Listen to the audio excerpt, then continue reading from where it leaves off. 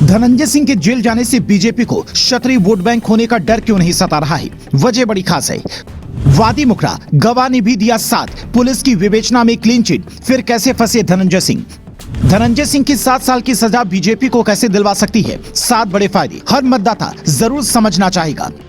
धनंजय सिंह को बेशक अदालत ने जेल भेजा, लेकिन जौनपुर की जनता खुलकर यह कह रही है कि यह क्षत्रियों का अपमान है और अगले चुनाव में बीजेपी को उसकी कीमत चुकानी पड़ेगी। पर सवाल यह है कि जेल तो अदालत ने भेजा है, तो योगी तो खुद भी ठाकुर हैं, फिर एक ठाकुर को जेल भेजे जाने का फायदा बीजेपी को क्या मिलेगा?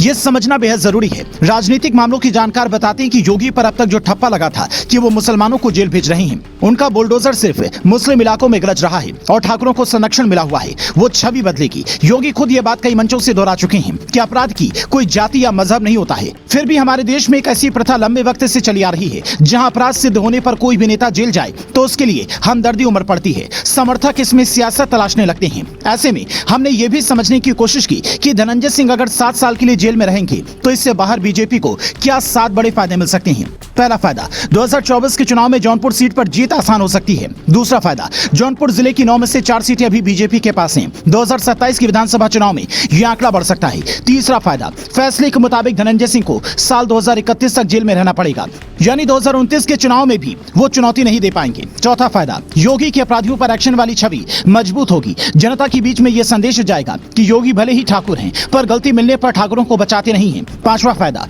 उत्तर प्रदेश को अपराध मुक्त बनाने में यूपी पुलिस को बड़ी मदद मिलेगी। इसके अलावा छठा फायदा बीजेपी को यह भी मिलेगा कि वो नीतीश पर दबाव बना सकती है। धनंजय सिंह नीतीश कुमार की पार्टी के नेता हैं और जैसा कि अक्सर देखने को मिला है कि हर पार्टी अपने नेताओं को बचाती है, तो सुशासन बाबू ने भी ऐसी कोशिश की होगी, पर वो कोशिश फेल हो गई। सातवां फायदा, पुलिस के पास एक फाइल कम होने का भी है। इन सब से अलग कई लोग ये सवाल भी पूछ रहे हैं कि जब केस करने वाला ही मुकर गया था, गवाह ने भी साथ नहीं दिया, पुलिस ने अपनी जांच तक में धनंजय सिंह को क्लीन चिट दे दी थी, फिर उन्हें सजा कैसे हो गई? अदालत तो सबूत और गवाह के आधार पर सजा सुनाती है। यहाँ तक कि कई लोग ये भी पूछ रहे हैं कि अगर नमामि गंगे के प्रोजेक्ट मैनेजर से धनंजय सिंह और उनके साथियों ने रंगदारी मांगी थी तो वो कितनी थी? ये बात अब तक सामने क्यों नहीं आई? ऐसी कुछ चर्चाएं हैं जिससे लोग इस सजा को सियासत से जोड़ रहे हैं। पर हमने जब इसे समझने की कोशिश की तो कुछ हैरान कर देने वाली जानकारी सामने आई। हमें पता चला प्रोजेक्ट मैनेजर अभिनव सिंघल ने मई 2020 में शिकायत दी, पर कुछ ही समय बाद कोर्ट में हलफनामा देकर आरोप वापस ले लिए थे। ये बात सच है। ये भी सच है कि उन्होंने कहा था कि मैं तनाव में था, इसीलिए आरोप लगा दिए।